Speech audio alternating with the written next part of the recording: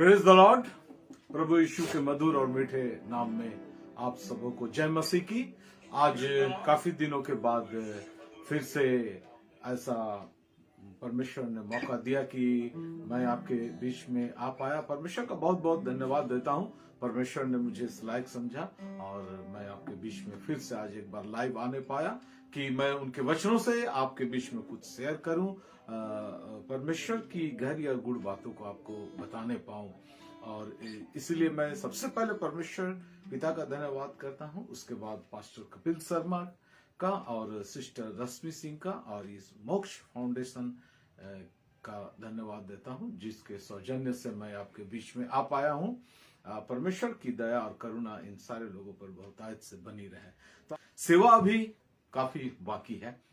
जगत वचन कहता है, जगत के हर एक इंसान जब तक यीशु मसीह का नाम, उसका सुसमाचार ना सुन ले तब तक इस जगत का अंत नहीं होगा। और ये जिम्मेवारी हम सारे विश्वासियों के ऊपर में है कि हम लोगों तक परमेश्वर के वचन को पहुंचाए। तो समय तो थोड़ा सा है और काम बहुत है बाकी, और अंत का समय दुनिया को देख के लगता है कि निकट ही है। और इन थोड़े से समय में हमको परमेश्वर के वचनों को सारे जगत के लोगों तक शेयर करना है। और बहुत सारा तरीका है शेयर करने का। कभी हम कलीसिया के द्वारा करते हैं, कभी सेवकाई करते हैं बाहर निकलकर, और आजकल सोशल मीडिया के द्वारा करते हैं। तो आइए सीधे तौर पे हम लोग परमेश्वर की वचन की ओर जाएंगे और आज एक बहुत अच्छी और गंभीर विषय को हम लोग सीखेंगे। और ये क्यों मैं कह रहा हूं कि बहुत अच्छी और गंभीर, इसको हम लोग जब वचन को सुनेंगे तो हम समझने लगेंगे। उत्पत्ति 12 अध्याय सूची 1 पद से 3 पद थोड़ा सा पढ़ दीजिएगा। यहोवा ने अब्राहम से कहा, अपने देश और अपने कुटुंबियों और अपने पिता के घर को छोड़कर उस देश में चला जा जो मैं तुझे दिखाऊंगा, और मैं तुझसे एक बड़ी जाति बनाऊंगा और तुझे आशीष दूंगा और तेरा नाम महान करूंगा और तू आशीष का मूल्य होगा। जो तुझे आशीर्वाद दे उन्हें मैं आशीष दूंगा, और जो तुझे कोसे उसे मैं शाप दूंगा, और भूमंडल के सारे कुल तेरे द्वारा आशीष पाएंगे। आइए हम छोटे से दुआ करें। ये सुंदर, मीठा और प्रबल वचन के लिए आपका धन्यवाद पिता। आपका वचन दोधारी तलवार के समान है, जो हमारे गुदे गुदे को आर पार छेदता है। आपके सारे वचन हमारे अंदर में समाते हैं, समझ में आते हैं, और जब समझ में आते हैं तभी हम उसे अमल कर पाते हैं। हम सारे लोग, जितने लोग यहाँ पर जुड़े हुए हैं, सुन रहे हैं, हर एक जन के कान को खोलना, समझदारी को खोलना, पवित्र आत्मा उनके अंदर समा जाना, इस वचन की गहरी और गूढ़ बातें उन्हें समझ में आने पाए, इस बात को वो अपनी जिंदगी में अमल में लाने पाए। प्रार्थना प्रभु यीशु मसीह के नाम से मांगते हैं, आमीन।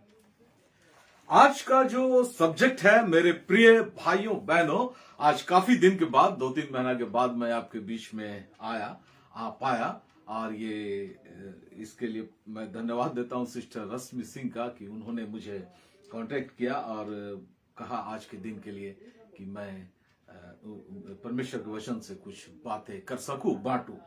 और आज का जो विषय है वो सब्जेक्ट बहुत हमारे और आप से जुड़ा हुआ विषय है, और उस विषय का नाम है देरी विलंब। हम परमेश्वर के भवन में आए, परमेश्वर के राज में आए, परमेश्वर पर विश्वास किए, परमेश्वर पर भरोसा किए, और हमें लगा कि अब हमारी जिंदगी बदल जाएगी, बदलेगी। लेकिन कभी कभी हमको ऐसा मन में लगता है कि देरी तो नहीं हो रहा है, मेरा जिंदगी तो बदल नहीं रहा है, हमें आशीष तो मिल नहीं रही है, हमारे जीवन में खुशियां तो मैं देख नहीं पा रहा हूं, हमारे बच्चे बिगड़ते जा रहे हैं, हमारा कर्ज बढ़ता जा रहा है, हमको जो जो चीज चाहिए इस दुनिया में, संसार में, वो मिलता हुआ दिख नहीं रहा है। क्या देरी तो नहीं हो रहा परमेश्वर का आशीष पाने में? और इस देरी के कारण कभी कभी हमारा विश्वास और भरोसा डगमगाने लगता है। और इसीलिए मैंने आज इस विषय को लिया है कि परमेश्वर के राह में देरी क्यों और कैसे और हमको क्या करना है। तो इसके लिए हमको कुछ एग्जाम्पल लेना होगा, ऐसे लोगों के विषय को देखना होगा जिसे परमेश्वर ने चुना, अपने कार्य के लिए बुलाया, अपने कार्य के लिए भेजा, और उसकी जिंदगी में जो परमेश्वर ने प्रतिज्ञा की, जो वायदा किया कि मैं तुझे आशीष दूंगा, उस आशीष को पाने में उसे भी काफी देर हुआ। इसीलिए परमेश्वर का वचन आज हमारे हाथों में है।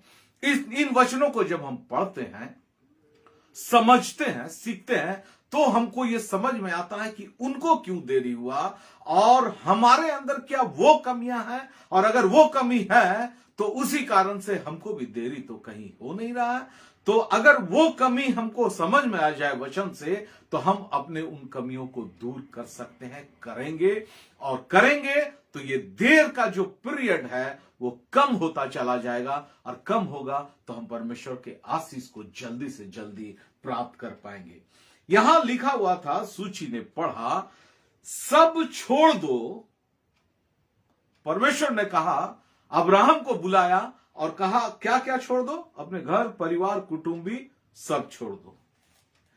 हम और आप परमेश्वर के राज में आए हैं, मसीहत में आए हैं, अन्य जाति से आए हैं, या हम मसीहत में जन्म भी लिए हैं, लेकिन जब हम बड़े हुए तब हमको मसीहत का अच्छी बातें पता चली, गंभीर बातें पता चली, और अब हम गंभीर हो गए मसीहत में। तो अब हम जब मसीहत में गंभीर हो गए हैं तो परमेश्वर कहता है, सब छोड़ के तुम मेरे पास चले आओ।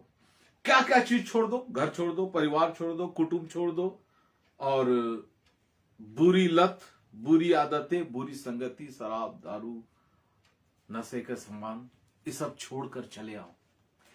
क्या अब्राहम तो सब छोड़ के निकला और इसीलिए परमेश्वर की आशीष को उसने पाया। क्या हम छोड़कर आए हैं कि हम उसको पकड़े हुए हैं? मैं आज ये प्रचार नहीं कर रहा हूं कि आप अपने घर के लोगों को छोड़ दीजिए, रिश्तेदारों को छोड़ दीजिए, उन्हें, इसको भी आपको समझ में आएगा, धीरे धीरे वचनों को आपको समझ में आएगा कि परमेश्वर क्या छोड़ने के लिए कर रहा है। हमारे साथ हमारे परिवार के लोग हैं, नहीं रहेंगे तो अच्छा भी नहीं लगेगा, लेकिन उनके सोच और विचार से हमको अलग होना है, अलग हटना है, अलग रहना है, दुनिया की संगति से अलग हटना है। प्रभु की संगति में जब हम रहेंगे तो उनसे अलग हटना होगा। दोनों संगति को साथ लेकर हम नहीं चल सकते हैं। इसीलिए मेरे प्रिय भाइयों बहनों, और मैं बहुत जल्दी आपको एक सरप्राइज देने को हूं, और मैं बहुत जल्दी आपके सोशल मीडिया में एक सरप्राइज के साथ आ रहा हूं, और उस समय मेरा विषय भी यही रहेगा, दो नाव पे नाव पांव रख तू, निश्चय गिर जाएगा तू। तो ये यहां भी है, आप दोनों नाव पे पांव नहीं रख सकते, सब छोड़ कर आना होगा। और तब अब्राहम को परमेश्वर ने आशीष दिया, और हमको और आपको भी देगा। हमको और आपको अपने अंदर खंगालने की जरूरत है कि हमारे जिंदगी में अगर आशीष लेट हो रहा है मिलने में, तो कहीं अब्राहम जिस तरह सब कुछ छोड़कर निकला था, क्या हम सब कुछ छोड़कर आए हैं परमेश्वर के पास? अगर आए तो अच्छी बात है, देर होनी नहीं चाहिए। और अगर देर हो रहा है तो फिर हमको अपने आप के अंदर खंगालने की जरूरत है कि क्या हमने सही में वाकई सारी चीजों को छोड़ा है या नहीं छोड़ा है। नंबर 1 पॉइंट है, चला जा, उस देश को चला जा। चला जा माने मसीहत में आगे बढ़ जा। हम मसीहत में आगे बढ़ रहे हैं कि जहां खड़े हैं वहीं पर खड़े हैं। आजकल आप देखिएगा, लोग टहलते हैं तो 1 kilometre, 2 kilometre, 5 kilometre morning walk में निकलते हैं या इवनिंग वॉक में निकलते हैं। एक मशीन आया, उसको क्या बोलते हैं, वो एक ही जगह खड़ा रहता है, आदमी चलते रहता है। वो 5 किलोमीटर चल लिया, वो मीटर बता दिया, 5 किलोमीटर चल लिया, वो आदमी वहीं खड़ा है। कहीं इसी तरह का मशीन में खड़ा होकर तो मसीहत में नहीं चल रहे हैं हम लोग। उसी जगह पर खड़े हैं, लेकिन दूर वाला आदमी को दिखाई दे रहा है कि हम लोग चल रहे हैं, और इसीलिए देर हो रहा है। चला जा माने जाना तो होगा, उस दिशा में जाना होगा जहां मसीहत की गहरी और गंभीर बातों को हम सीख सकते हैं, उसे अमल में ला सकते हैं, वहां चलना तो होगा ही पड़ेगा। और मैं तुम्हें दूंगा, यहां परमेश्वर एक प्रतिज्ञा करता है, मैं तुमको एक देश दूंगा, रहने का एक स्थान, यानी एक ऐसा स्थान जहां दूध और मधु की धाराएं बहती है, ऐसी देश दूंगा। परमेश्वर हमको ऐसी जगह पे रखेगा जहां पर सुख सुविधा से संपन्न वो जगह रहेगा। चाहे वो देश उस जमाने में इजराइल था, कनान था, आज के जमाने में आप जहां रहते हैं, परमेश्वर उस जगह को इजराइल और कनान की तरह शुद्ध और पवित्र बना देगा। आप खुशहाल रहेंगे, आपके पड़ोसी आपसे मृदु व्यवहार रखेंगे, आप जहां काम करेंगे उनसे आपका व्यवहार अच्छा रहेगा। यह हुआ देश, ऐसी जगह पर आपको लेके जाऊंगा और मैं तुझे आशीष दूंगा। मतलब सुख सुविधा, तरक्की, ऊंचाई मिलेगा। मैं ऐसा नहीं कर रहा हूं कि नहीं मिलेगा, खाली मसीहत में दुख ही दुख है, ऐसा मैं नहीं कर रहा हूं। बिल्कुल आशीष है, हम लोग आशीष पाने आए हैं। दुख हमारे को परीक्षाओं में हमें ले चलता है परमेश्वर, बहुत कुछ सीखने और समझने के लिए, लेकिन आशीष तो मिलेगा ही। और वो आशीष देने का परमेश्वर हमको वायदा किया है। तो क्या हम और आप अपने जीवन में आशीष को देख पा रहे हैं? अगर देख पा रहे हैं बहुत अच्छी बात है, अगर नहीं देख पा रहे हैं, ये देर हो रहा है तो क्यों हो रहा है, इसको, इस परिप्रेक्ष्य को हम लोग समझने की कोशिश करेंगे। और इसको समझने के लिए हम लोग देखेंगे, देर हो रही है, बहुत देर हो रही है, विश्वास डगमगा रहा है, आशा टूटती जा रही है, इंतजार लंबा होता जा रहा है। कहीं हम मसीहत में टूट तो नहीं जाएंगे, बिगड़ तो नहीं जाएंगे? आखिर क्या करें? इस देरी का कारण क्या है? और पहला उदाहरण जो है, हम पुराने नियम से 2 उदाहरण को समझेंगे और नए नियम से 2 उदाहरण को समझेंगे। पहला उदाहरण अब्राहम के जीवन से समझेंगे। यहीं पर सूची 4 पद को पढ़ना। अब्राहम को आशीष मिलने में भी देर हुई, और अब्राहम को आशीष मिलने में देर क्यों हुई, क्या हुई, इसको हम लोग समझेंगे। और जब इसको समझ जाएंगे तो हम अपने जीवन में समझ जाएंगे कि हमको देर क्यों हो रहा है और क्या क्या चीज हमको अपने जीवन से हटाना है। 4 पद को पढ़िए वहीं पर। यहोवा के इस वचन के अनुसार अब्राहम चला और लूत भी उसके साथ चला। परमेश्वर अब्राहम को बोला था, यानी एक कपल को परमेश्वर चुना था। मेरा एक प्रचार है परमेश्वर के उद्धार के 3 चरण, उसमें परमेश्वर एक व्यक्ति को चुना, कभी एक कपल को चुना, कभी एक फैमिली को चुना। तो परमेश्वर यहां एक कपल को चुन रहा है, अब्राहम और उसकी पत्नी सारा को। यहां लिखा हुआ नहीं है, लेकिन आप एकदम अच्छी तरह से समझ सकते हैं कि परमेश्वर अब्राहम को जब वंश देने की बात किया, पत्नी नहीं रहेगी तो वंश कहां से आएगा, तो एकदम परमेश्वर ने अब्राहम और उसकी पत्नी सारा को चुन लिया। लेकिन लूत क्या कर रहा था यहां? लूत क्यों चला? भतीजा को ले लो, जिंदगी में सफर में थोड़ा मदद करेगा, हेल्प करेगा, बहुत कुछ करेगा। लूत उसकी जिंदगी में आशीष रुकने का कारण था। हमारे और आपके जीवन में लूत है। हम परमेश्वर के भवन में आए हैं, परमेश्वर के राज में आए हैं, मसीहत में आए हैं। हमने वायदा किया अपने आप से कि मैं पूजा पाठ छोड़कर आऊंगा, हम लेके आए, वो लूत है आपकी जिंदगी में। हमने कहा कि मैं क्रोध को त्याग दूंगा, छोड़ दूंगा, कम कर दूंगा, उसके साथ परमेश्वर के साथ आगे नहीं बढ़ूंगा, अपने क्रोध को त्याग दूंगा, लेकिन क्रोध को आप साथ लेकर आए हैं, लूत है वो आपकी जिंदगी में। आप नशे के सामान के आदी हो चुके हैं, नशा आप छोड़ नहीं पा रहे हैं, एक चर्च जाते हैं, चर्च से निकल के नशे के अड्डे पे बैठते हैं, लूत है वो आपकी जिंदगी में। आपको किसी से ईर्ष्या है, घमंड है, द्वेष है, आप किसी को नीचा दिखाना चाहते हैं, आप किसी को गिराना चाहते हैं, आपकी जिंदगी में वो लूत है। और जब तक लूत आपकी जिंदगी में है, परमेश्वर कनान देश अब्राहम को भी नहीं दिया लूत के रहते हुए। वही कनान जो इजराइल बना, आत्मिक इजराइल, आज हमारे और आपके जीवन में जो स्वर्गीय इजराइल है, जहां पर हमको जाना है, वो लूत नहीं जाने देगा हमको और आपको। क्योंकि अब्राहम के जीवन में जब रूत रुकावट डाला, हमारे और आपके जीवन में भी रूत ही रुकावट डालेगा। आपके जीवन में जो इंसान आपको मूर्ति पूजा की तरफ वापस ले जा रहा है, नशे की तरफ वापस ले जाना चाहता है, आपको खींचना चाहता है, परमेश्वर कहता है उससे अलग हो जाओ। आप उसको लेके साथ चलना चाहते हैं क्योंकि उसके पास पैसा है, उसके पास पदवी है, उसके पास ऐशो आराम है। चल भाई, तू मेरे साथ में, मेरी जिंदगी की राह बहुत कठिन है, तू मुझे मदद करना। वो लूत है आपकी जिंदगी में। वो परमेश्वर की आशीष आपको लेने नहीं देगा, आपको पाने नहीं देगा। उस लूत से छुटकारा तो आपको लेना होगा। और ये अब्राहम की जिंदगी में एक बहुत बड़ी कमी थी कि वो लूत को लेके चला था। और इसीलिए फर्स्ट जो है 5 पद को भी पढ़ लीजिएगा। इस प्रकार अब्राहम अपनी पत्नी सारे और अपने भतीजे लूत को और जो धन उन्होंने इकट्ठा किया था और जो प्राणी उन्होंने हरान में प्राप्त किए थे सबको लेकर कनान देश में जाने को निकल चला और वे कनान देश में आ गया। वो कनान देश आ गया। अब परमेश्वर ने जिस कनान देश देने का वायदा किया था, हम आज जितने लोग सुन रहे हैं हम मसीही लोग हैं, हम बाइबल पढ़े हैं। अब्राहम कनान देश आ गया, वहां कदम रख दिया और परमेश्वर बोला देख यही कनान मैं तुम्हारे देश तुम्हारे वंशों को दूंगा, तुमको दूंगा, तुम्हारे वंश यहां रहेंगे। कनान देश में वो खड़ा था, लेकिन परमेश्वर उसको दिया नहीं था बसने के लिए, वहां पहुंचा दिया था। हम और आप कलीसिया में पहुंच जाते हैं, चर्च पहुंच जाते हैं, हमारे घर में दुआ प्रार्थना हो रही है, हम वचन पढ़ रहे हैं, कभी कभार पढ़ लेते हैं, हम कनान देश पहुंच तो गए, लेकिन परमेश्वर अभी हमको दिया नहीं है। अभी वो हमारी जिंदगी में परमेश्वर के राज को हम देख लिए, परमेश्वर के राज में प्रवेश कर चुके हैं, लेकिन वो स्वर्ग के राज के अधिकारी हम नहीं हुए हैं। अब्राहम उस दिन कनान देश का अधिकारी नहीं बन पाया था। हम और आप स्वर्ग के राज के अभी अधिकारी नहीं है, हम कलीसिया आ गए हैं, परमेश्वर का राज आ गया है। इस बात को कलीसिया के लोग, हमारे मसीही समाज के लोग याद रखिएगा। हम कनान आ गए हैं, अभी परमेश्वर हमको दिया नहीं है कनान।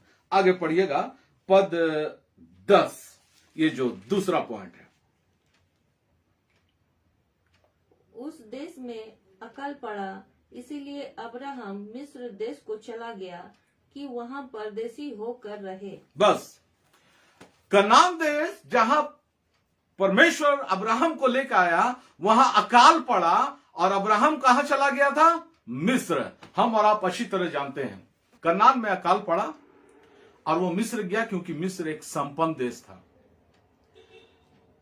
कलीसिया में हम आ गए, मसीहत में आ गए, हमारी परेशानियां बढ़ी या कम नहीं हुई, तो वो परेशानियां बनी हुई है, तो हमारे जीवन में एक अकाल के समान है और हम मिस्र जाना चाहते हैं। मिस्र कहां?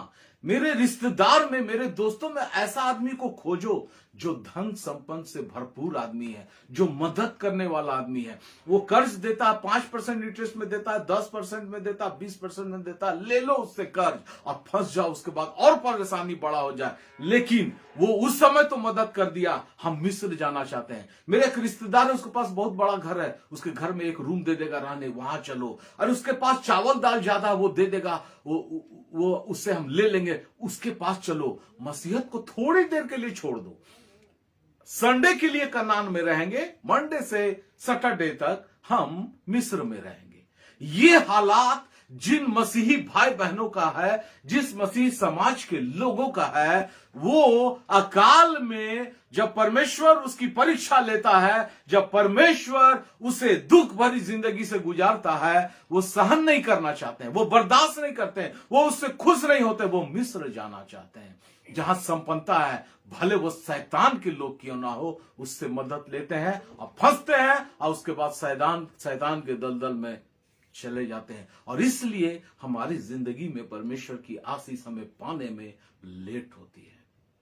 आगे पढ़ो, आगे आप पढ़िए तीसरा पॉइंट, 12 पद को पढ़िए, 12-13।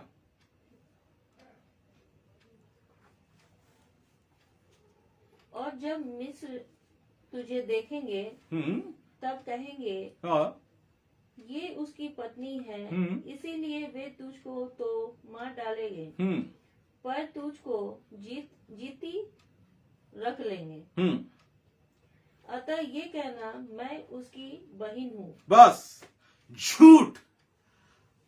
अब्राहम अपने मृत्यु से डर कर एक झूठ बोला मिस्र में। जब वो मिस्र पहुंचा तो मेरी पत्नी सुंदर है, वो शायद उसकी बुरी नजर उसमें पड़ जाए, तो ऐसा करते हैं कि हम कहेंगे कि ये मेरी पत्नी नहीं बहन है, और इस झूठ के द्वारा हम अपनी पत्नी को बचा लेंगे। झूठ हमें परमेश्वर की आशीष पाने में रोक देता है। हम जब संसारिक दुनिया में लौटते हैं संसार में नौकरी करते हैं, चाहे प्लांट में हो, चाहे दफ्तर में हो, चाहे हॉस्पिटल में हो, चाहे किसी ऑफिस में हो, चाहे बिजनेस करते हैं, जब हम लौटते हैं तो लोग हमको पूछते हैं, क्या तू चर्च गया था? क्या तू मसीही जीवन को सीख रहा है, समझ रहा, तू उधर जा रहा है? हम तेरी वाइफ को देखे थे वहां, नहीं, वाइफ गई होगी, मैं नहीं गया था, मुझे मसीहत से कोई मतलब नहीं, पत्नी मुझे जबरदस्ती ले जाती है। आज मैं सोशल मीडिया में देखता हूं, कुछ लोग हैं, कहते हैं, सताव आता है कि हम मसीहत में नहीं आए हैं, हमने यीशु मसीह पर विश्वास किया है, मेरा विश्वास परिवर्तन हुआ, हम मसीहत में नहीं आए हैं, हम अपने उस पुराने ही चीजों में हैं। हिम्मत नहीं है आपके पास? परमेश्वर कैसे लोगों को बुला रहा है? आप ये बोलिए कि हां मैं मसीहत में हूं। आप उस वचन को याद कीजिए, जो संसार के सामने मुझे मान लेगा, मैं पिता के सामने उसे मान लूंगा, यानी न्याय के दिन। जगत के सामने आपको यह स्वीकार करने में दिक्कत होती है कि हम मसीहत को अपना लिए हैं? अगर दिक्कत होती है, आप परमेश्वर की आशीष को पाने में लेट हो रहे हैं। और ये सब कुछ कारणें हैं जो मैं आपको दिखाना चाह रहा हूं, जिसके कारण से अब्राहम को भी आशीष पाने में लेट हुई। अपने परिवर्तन के विषय में लोगों से खुलकर बात करें और लोगों को बताएं, हां मैं परिवर्तन कर लिया। दुनिया में बहुत सारे लोग परिवर्तन किए हैं। जो लोग गांव में खेती करते हैं, वो शहर में आए नौकरी करने के लिए। अब उसको लोग बोलेगा, तेरा बाप किसान था, तू फैक्ट्री में काम करने कैसे आया? ये परिवर्तन क्यों किया? तू किसान का बेटा, किसानी करना, तू जाओ खेत में किसानी करो। ऐसा कोई बोलेगा? अरे भाई मैं पढ़ लिख लिया हूं, अब मुझे किसानी नहीं करना है, अब मैं नौकरी के लायक हो गया, मुझे समझ में आ गया यहाँ ज्यादा पैसा है, यहाँ ज्यादा हम अच्छे तरीके से राइज कर सकते हैं। परिवर्तन लोग करता है। भारत देश छोड़ के लोग अमेरिका में नौकरी कर रहा है, इंग्लैंड में कर रहा है, जापान में कर रहा, बस रहा। परिवर्तन नहीं हुआ क्या?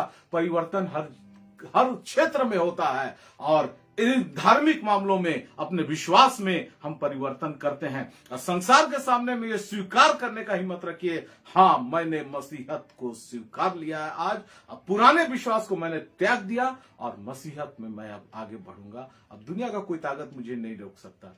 आप मृत्यु मुझे दे सकते हैं एक बार, शारीरिक मृत्यु, हमेशा की मृत्यु नहीं दे सकते हैं। चौथा पॉइंट, 13 अध्याय का हेडलाइन को पढ़िएगा, अब्राहम और लूत के अलग होने का वर्णन। अब्राहम और लूत के चरवाहों के बीच में झगड़ा हो गया और वो दोनों अलग हुए।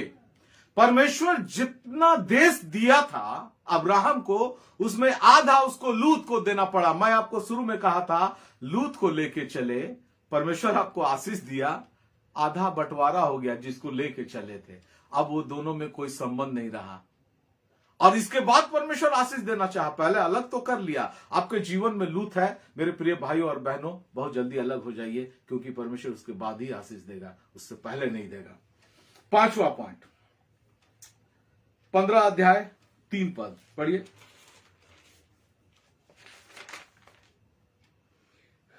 और अब्राहम ने कहा, मुझे तो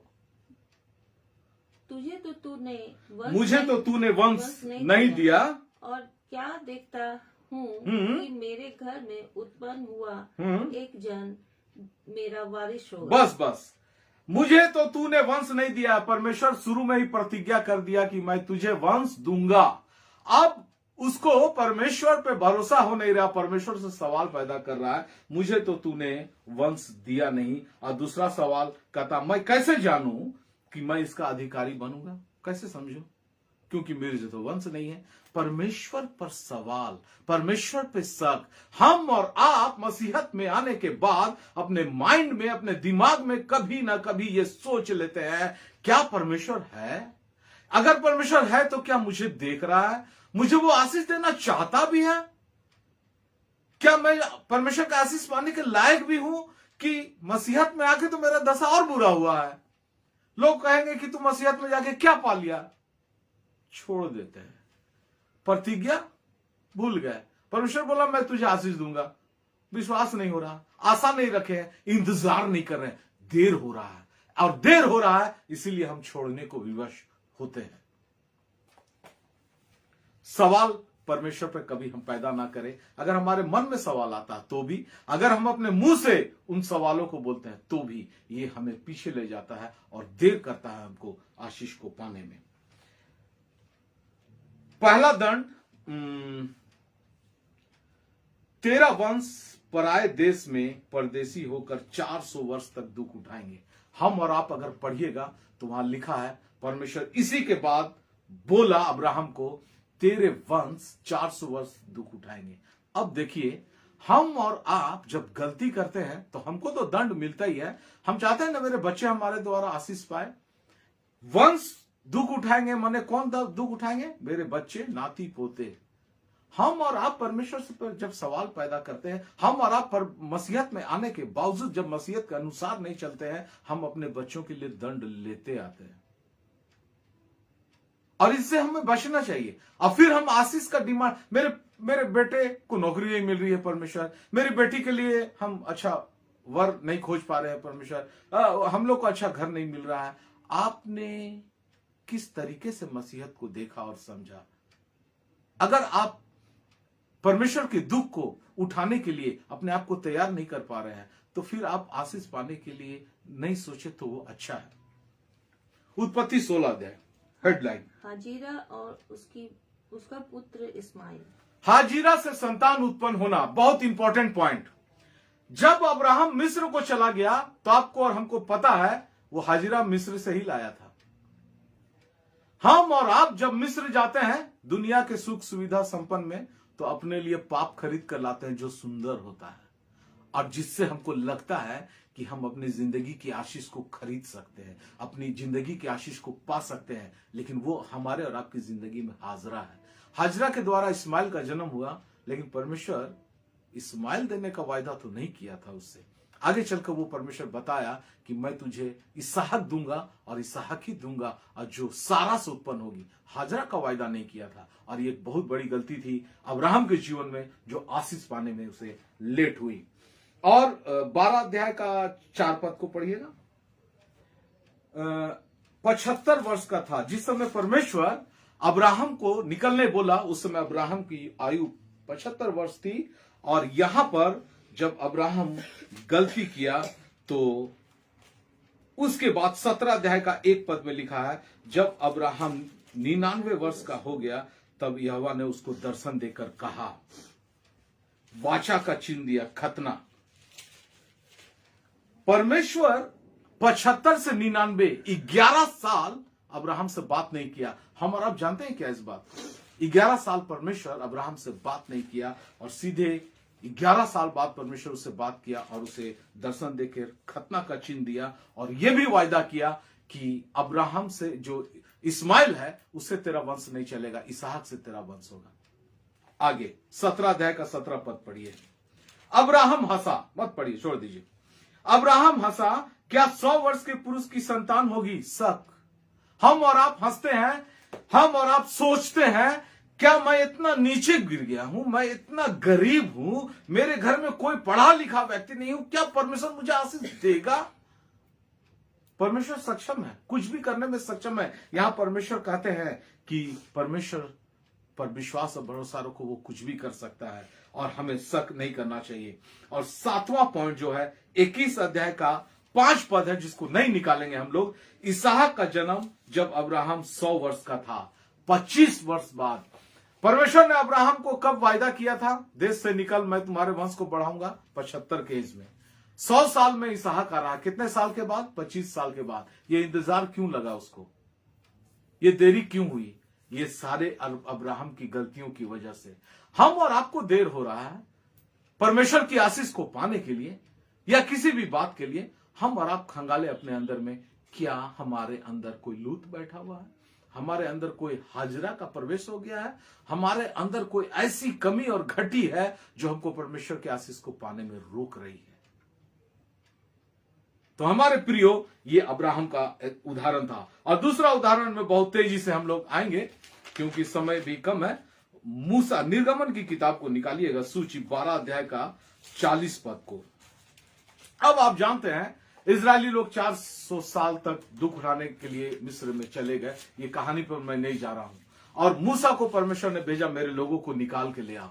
और मूसा जब वहां से निकाल के ले आया तो वो मरीबा के जंगल में, जो लगभग शायद 40 दिन का सफर हो, 40 वर्ष लगा। ये देर क्यों लगा, इसको जानने के लिए हम लोग आगे को पढ़ते हैं। मिस्र में बसे हुए इजराइलियों को 430 वर्ष हो गए थे इजरायलियों को मिस्र में बसे हुए। परमेश्वर अब्राहम को बोला था तेरे वंश 400 साल दुख उठाएंगे। और देखिए 430 साल के बाद 7 का 14 में है 10 भारी विपत्ति। परमेश्वर अपने इजरायली यहूदी लोगों को मिस्र से निकालने के लिए मिस्र के ऊपर में 10 भारी विपत्ति डाला था। आप पढ़े होंगे, जब भारी विपत्ति से वो लोग इजरायली मिस्री लोग छोड़ दिए, वो निकले तो वो सोना चांदी गहना देके यहूदियों को निकाले थे। परमेश्वर रात में आग के खंबे बनकर उन्हें उजियाला देता था और दिन में मेघ के खंबे बनकर उन्हें ठंडक देता था। और ये सारे आश्चर्य क्रम देखते हुए इजरायली आगे बढ़ रहे थे। हम और आप भी बहुत सारे आश्चर्य क्रम को जानते हैं। हमारा और आपका जीवन एक आश्चर्य क्रम है। हम रोटी कमा रहे हैं, खा रहे हैं, जिंदा है। पूरे 2 साल के कोरोना के बाद ये परमेश्वर का आश्चर्य क्रम है। ये सब कुछ हम देख रहे हैं। इसके बाद भी क्या होता है हमारी लाइफ में। पहला 14 अध्याय 11 पद, हेडलाइन पढ़िएगा, सिर्फ हेडलाइन पढ़िएगा। लाल समुद्र पार करना। और 11 पद को पढ़िए, सूची 14 का 11। और वे मूसा से कहने लगे, क्या मिस्री में कब्र ना थी जो तू हमको वहां से मरने के लिए जंगल में ले आया। बस मिस्र से क्यों निकाल लाया, वहां कब्र की कमी थी, हम वहीं ठीक थे। हमारे पीछे मिस्री सैनिक पड़े हैं और जब परमेश्वर निकाल कर लाया तो सामने लाल समुद्र है। कहावत है ना, आगे भी खतरा और पीछे मौत, कहां जाए। हम मसीहत में आए, पहले दुख काफी था, मसीहत में आने के बाद फिर दुख, एक नया तरह का दुख।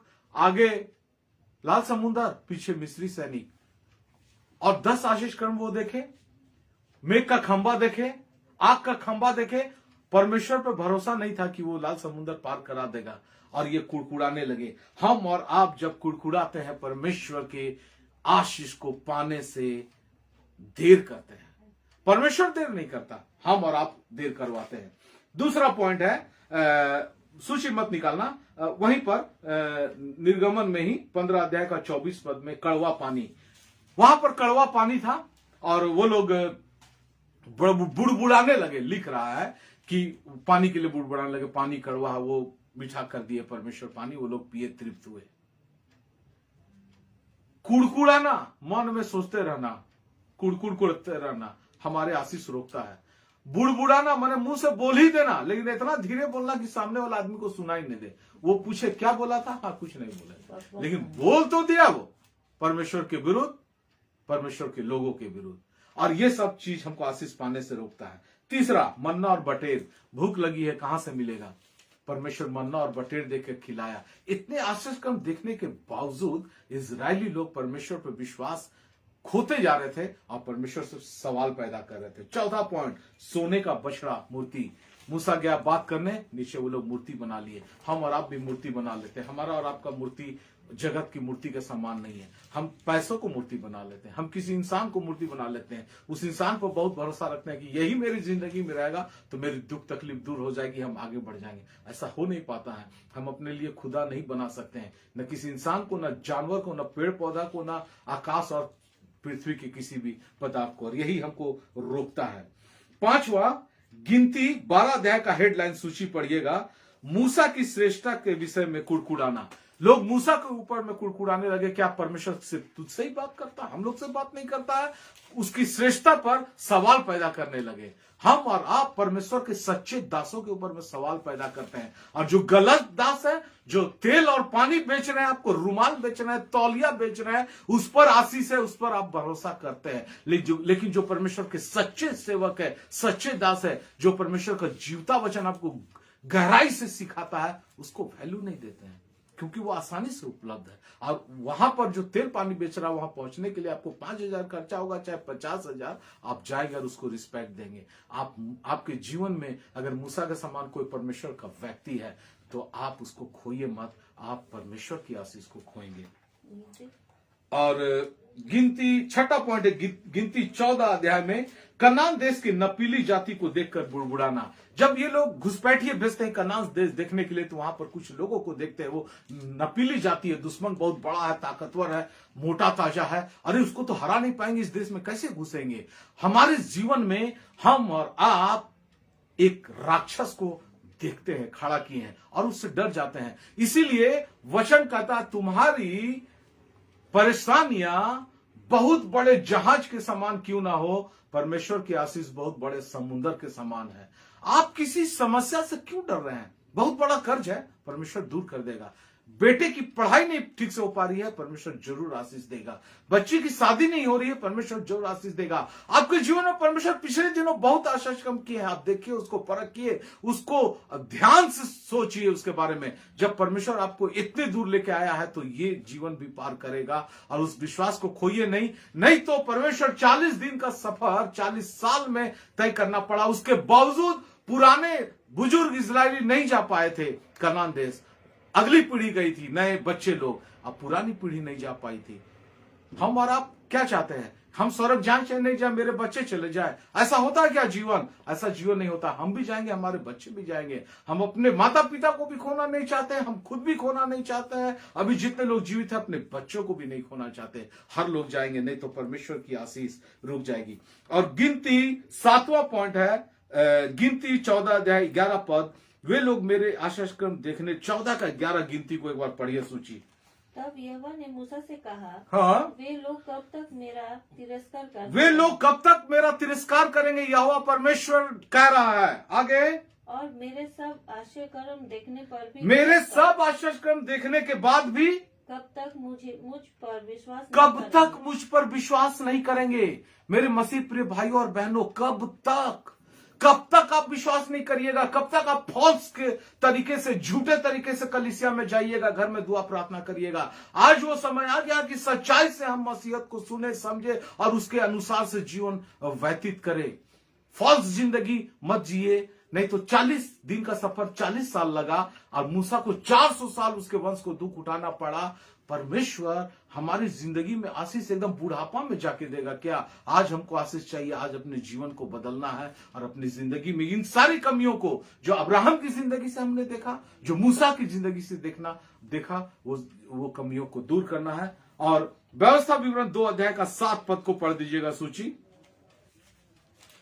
और 2-3 पद है, मैं बहुत जल्दी खत्म करूंगा। क्योंकि तुम्हारा परमेश्वर हाँ, यहोवा तुम्हारे हाथों के सब कामों के विषय तुम्हें आशीष देता हाँ, और आशीष देता आया है। हाँ, इस भारी जंगल में तुम्हारा चलना फिरना वो जानता है। हाँ, इन 40 वर्षों में तुम्हारा परमेश्वर यहोवा तुम्हारे संग संग रहा है, हाँ। और तुमको कुछ घटी नहीं। इन 40 वर्षों में तुम्हारा यहोवा परमेश्वर तुम्हारे संग संग रहा। जिस समय तुमको दुख में डाले हुए था परमेश्वर, उस दिन परमेश्वर तुम्हारे संग था, तुम्हें कुछ कमी घटी नहीं हुई। तुम खाली पैर चल रहे थे लेकिन तुम्हारे पैर में छाले नहीं पड़े। तुम एक ही कपड़े में 40 साल तक थे लेकिन वो कपड़ा पुराना नहीं हुआ, गंदा नहीं हुआ, महका नहीं, कुछ नहीं हुआ। वही परमेश्वर जब हमको दुख में डालता है, जब हमारी जिंदगी में मुसीबतों का पहाड़ रहता है, वो हमारे संग रहता है। हमें अपना विश्वास और भरोसा परमेश्वर पर बनाए रखना होगा। वो हमें दुख की ये तूफान से पार लेके जाएगा और आशीष तो जरूर देगा। और व्यवस्था विवरण 8 अध्याय का 2 पद पढ़िएगा। और स्मरण रख कि हाँ, तेरा परमेश्वर हाँ, यहोवा उन 40 वर्षों में तुझे सारे जंगल के मार्ग में से हाँ, इसीलिए ले आया है, इसीलिए ले आया सारे जंगल से कि वो तुझे नम्र बनाए और तेरी परीक्षा करके ये जान ले कि तेरे मन में क्या क्या है, जान ले कि तेरे मन में क्या क्या है, और कि तू उसकी आज्ञा का पालन आज्ञा का पालन करता है कि नहीं। मेरा बच्चा हमसे 1 रुपया मांगता है, सोचते हैं दे कि नहीं, अच्छा चलो दे दो, छोटा पैसा है। 10 रुपया मांगा, फिर थोड़ा सोचे दे दिए। 100 रुपया में थोड़ा ज्यादा सोचे दे दिए। 1000 में और थोड़ा ज्यादा सोचे दे दिए। 1 लाख मांग दिया तो अरे बाप रे, क्या करेगा, क्यों करेगा? बहुत सवाल। ये रखने सकेगा कि नहीं सकेगा, ये बिजनेस करना चाह रहा करेगा कि नहीं करेगा, बहुत सारा परिप्रेक्ष्य को देख लेते हैं, तब सोचते हैं दे कि नहीं दे। हमको और आपको करोड़ों रुपया से भी ज्यादा बड़ी चीजें, स्वर्ग का राज मिलना है, परमेश्वर बिना ही परखे दे देगा। मैं तुम्हें 40 साल इसीलिए लिए चला कि तुम नम्र बनाओ। हमारे और आपके जीवन में दुख आता है ना, हम नम्र बनते हैं, नहीं तो पैसा जिसके पॉकेट में रहता है ना, उसकी जिंदगी में बहुत गर्मी रहता है। मैं आपको अपना भी अनुभव बता देता हूं। पीछे पर्स तो नहीं है, अभी मैं रख दिया हूं। इसमें अगर नोट रहा अच्छा खासा मोटा रहा पर्स, उसके बाद तो सामने वाला आदमी को वैल्यू नहीं देना, क्या अरे तू चल हट, और उसके बाद लगता है दुनिया का राजा तो मैं ही हूं। और जब कुछ नहीं रहता ना, 1 रुपए का सिक्का भी जिस दिन नहीं रहता है, खोजते हैं मिलता नहीं है, उस दिन तो कोई आदमी गाली भी देके जाता है तो अच्छा ठीक है गाली ही दिया ना, भूल जाओ। दुख हमको नम्र बनाता है, कष्ट हमको नम्र बनाता है। परमेश्वर वो नम्रता आप में बनाना चाहता है। अब बिना दुख का बनिएगा नहीं। शुरू में आपको आशीष दे देगा परमेश्वर, आप खराब हो जाएंगे, हम और आप खराब हो जाएंगे, बिगड़ जाएंगे। इसलिए परमेश्वर और हमारे मन में क्या है, हम परमेश्वर का आशीष पाने के बाद परमेश्वर को छोड़ तो नहीं देंगे, ये तो परमेश्वर पर रखता है। हम और आप जानते हैं कलीसिया में बहुत ऐसे लोग आए हैं जो सिर्फ आशीष पाने आते हैं, सिर्फ चंगाई पाने आते हैं, चंगाई के बाद वो आदमी जिंदगी में कभी चर्च में नजर नहीं आता है। परमेश्वर का देखना चाहता है इसके मन में है क्या, ये मेरी आज्ञा का पालन करेगा कि नहीं, तब तो इसको आत्मिक कनान देश में प्रवेश कराएंगे, और इसीलिए इतना देर होता है। तीसरा उदाहरण और आखिरी उदाहरण है जो नया नियम से है। 2 उदाहरण ब्रदर अंकल आप दिखा दिए पुराना नियम से, कुछ नया नियम से होना चाहिए। आप यूहन्ना रचित सुसमाचार 11 अध्याय निकालिए सूची, बहुत तेजी में 3 पद को पढ़िए। हेडलाइन क्या है उसका? लाजर की मृत्यु। अतः उसकी बहनों ने उसे कहला भेजा, हाँ? हे प्रभु देख, हाँ? जिससे तू प्रीति रखता है हाँ? वो बीमार है। हाँ? ये सुनकर यीशु ने कहा, हाँ? ये बीमारी मृत्यु का नहीं, हाँ? परंतु परमेश्वर की महिमा के लिए है, कि उसके द्वारा परमेश्वर के कि पुत्र की महिमा हो। लाजर से और उनकी बहनों से यीशु मसीह बहुत प्रेम करते थे, और उनकी बहनें आके क्या कर रही है कि जिससे तू बहुत प्रेम रखता था वो बहुत बीमार है, यहां तक कि मरने पर है। यानी आप बहुत कष्ट में हैं, हमारा परमेश्वर पिता प्रभु यीशु मसीह आपसे बहुत बहुत प्यार करता है, इसलिए आप कष्ट में हैं।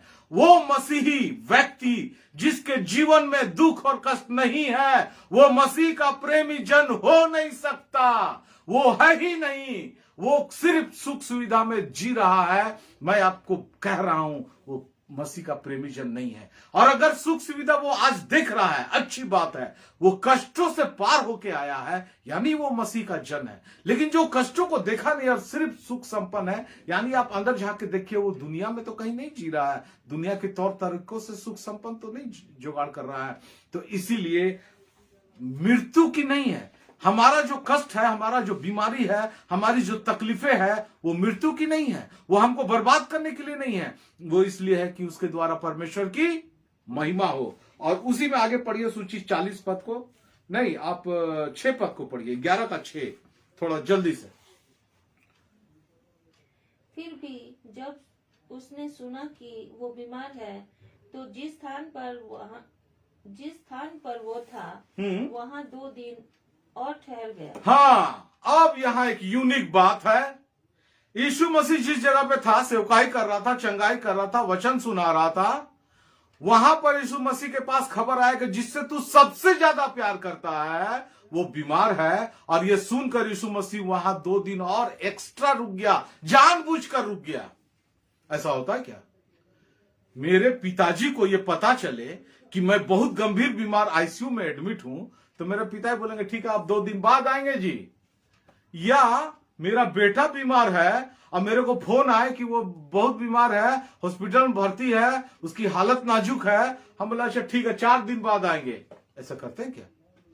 यीशु मसीह क्यों बोला कि 2 दिन बाद आएंगे? वो जानबूझकर लेट कर रहा था, वो देखना चाह रहा था उनका विश्वास और भरोसा। और यीशु मसीह को पता था कि वो मृत्यु की नहीं है और मैं उसको जिला लूंगा। लोग नहीं समझ रहे थे, जबकि यीशु मसीह के सारे आश्चर्य कर्म वो देख रहे थे। वो विश्वास और भरोसा खो दिए थे। लाजर तो मर गया, यीशु मसीह बोले ना मृत्यु की नहीं है, फिर भी वो मर गया। ये बीमारी मृत्यु की नहीं है, यीशु मसीह बोला, लेकिन फिर भी वो मर गया। और क्यों मर गया? क्योंकि यीशु मसीह अंतिम समय तक का दुख उसको दिखाना चाहता था, आखिरी दुख दिखाना चाहता था, और आखिरी दुख है मृत्यु। और मृत्यु से उठाकर जिंदा खड़ा कर दिया। हम और आप बहुत सारे ऐसे आश्चर्यक्रम सुनते हैं कि वो आदमी मर गया था और यीशु के नाम से जी गया, और वो हमारे जीवन में आश्चर्यक्रम करना चाहता है। और 40 पद को पढ़िएगा सूची वहीं पर, 10 का। हाँ, 11 का 40, यूहन्ना 11 का 40। यीशु ने उससे कहा, क्या मैंने तुझसे नहीं कहा था यीशु ने उससे कहा, मैंने तुझसे ना कहा था कि यदि तू विश्वास करेगी यदि तू विश्वास करेगी तो परमेश्वर की महिमा तो को परमेश्वर देखोगी। की महिमा को देखेगी। लाजर मर गया, लाजर को यीशु मसीह जिंदा किया, बोला कब्र से बाहर निकल आया। अब यीशु मसीह उसकी बहनों को कह रहे हैं, क्या मैंने तुझे पहले नहीं कहा था, अगर तू विश्वास करेगी तो परमेश्वर की महिमा को देखेगी। देखो, आखिर ये मरा हुआ आदमी जीवित हो गया। हम और आप बहुत दुख में हैं, बहुत कष्ट में है, किसी भी तरह का दुख, किसी भी तरह की परेशानी, किसी भी तरह का बीमारी। क्या यीशु ने नहीं कहा? आपने वचन को पढ़ा है ना, यीशु ने नहीं कहा क्या तू विश्वास करोगे या करोगी तो परमेश्वर की महिमा को देखोगी। वो आदमी आईसीयू में है, वो आदमी मर गया है, वो आदमी मिट्टी में मिल गया है, इसके बावजूद यीशु मसीह वहां से निकाल कर खड़ा करेगा उसको। आमीन, प्रेज द लॉर्ड। और हमारे और आपके जीवन में प्रभु यीशु मसीह इस तरह के बड़े आश्चर्यक्रम करेगा। और अंतिम पद को हम लोग पढ़ेंगे अंत में, यशायाह 30 अध्याय का 18 पद, सूची बहुत तेजी में निकालना। यशायाह 30 अध्याय का 18 पद।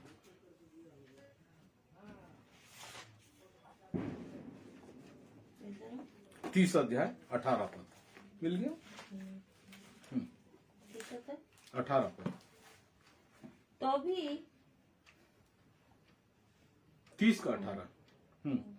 तो भी यहोवा इसीलिए विलम्ब करता। मैंने शुरू में कहा देर यानी विलम्ब। यहोवा इसलिए विलम्ब करता है कि तुम पर अनुग्रह करे, और इसीलिए इसीलिए ऊंचे पर उठा, कि तुम पर दया करे, क्योंकि यहोवा न्यायी परमेश्वर है। यहोवा न्यायी परमेश्वर है। क्या ही धन्य है वे जो उस पर आशा रखते हैं। विश्वास और आशा, मैंने अभी पढ़ाया, विश्वास और आशा ये दोनों अलग अलग चीज है, लेकिन हमको दोनों रखना है। यीशु मसीह पर, परमेश्वर पिता पर विश्वास रखिए और आशा रखिए। आशा का मतलब होता है इंतजार कीजिए। वो हमारे जीवन में विलम्ब इसलिए करता है कि हमको अनुग्रह दे। अगर वो विलम्ब नहीं करता तो अनुग्रह देना भी नहीं चाहता है। इतनी बड़ी आशीष अब्राहम को विलम्ब की वजह से मिला, इतनी बड़ी आशीष मूसा और इजरायलियों को विलम्ब की वजह से मिला। विलम्ब करके प्रभु श्री मसीह हमारा यहोवा परमेश्वर उसको दिखा दिया, मैं तुझे क्या बनाना चाहता हूं, और परमेश्वर उसके बाद उसके जीवन में आशीषों से भर दिया। इसीलिए ये तो देरी कुछ भी नहीं। जिस देरी से हम और आप घबरा जाते हैं, घबराए हुए हैं, ये देरी कुछ भी नहीं। और इस देरी से हमको घबराना नहीं है, बिल्कुल नहीं घबराना है। हमारा परमेश्वर, हमारा महान परमेश्वर हमें बहुतायत की आशीषों से भरेगा, और ये जो देरी हमारे जिंदगी में हो रहा है ये दुगुनी आशीष से हमें भरेगा। हे आकाश और पृथ्वी के रचयिता परमेश्वर पिता, आपका लाखों लाख धन्यवाद देते हैं। आपने हमें बनाया, इस जगत में भेजा, इसके लिए हम दुखी नहीं है परमेश्वर पिता, क्योंकि हमारा परमेश्वर जब तू है तो हर कठिन और दुख और परेशानियों में आप हमें निकाल लेंगे। ये विश्वास और भरोसा और आशा हमारी जिंदगी में है। तूने बहुत बड़े बड़े आश्चर्य किया, ये वचनों में मैंने पढ़ा है। तूने बहुत आश्चर्य के कर्म किए मेरे पिछली जिंदगी में, और इसलिए आज हम जिंदा है, स्वस्थ है, भले चंगे पाए जाते हैं। हमारा परिवार इतना खुशहाल है। बहुत सारी परेशानियां हैं जिंदगी में, इसके बावजूद खुशहाली के कदम बढ़ते जा रहे हैं, क्योंकि हमारा विश्वास और भरोसा हमारे जिंदा परमेश्वर पर है। आज जितने लोग वचन को सुन रहे हैं परमेश्वर पिता, उनकी जिंदगी में अगर आशीष में देरी हो रही है तो उन्हें नम्र बना, विनम्र बना, मजबूत बना, विश्वास और आशा में दृढ़ बना, और उनकी जिंदगी खुशियों की झोली से भर देना परमेश्वर पिता। वो एक मन और एक चित्त होकर आपकी नाम की जय जयकार करने पाए, आपकी नाम की महिमा देने पाए। सारी बातों के लिए आपको आदर, महिमा, प्रशंसा देते हुए छोटी सी विनती प्यारे प्रभु यीशु ख्रिस्त के नाम से मांगते हैं, सुन और दया से स्वर्गराज में ग्रहण कर। आमीन। यीशु साहब जय मसीह की। जितने लोग जुड़े थे सबों को बहुत बहुत बहुत बहुत धन्यवाद।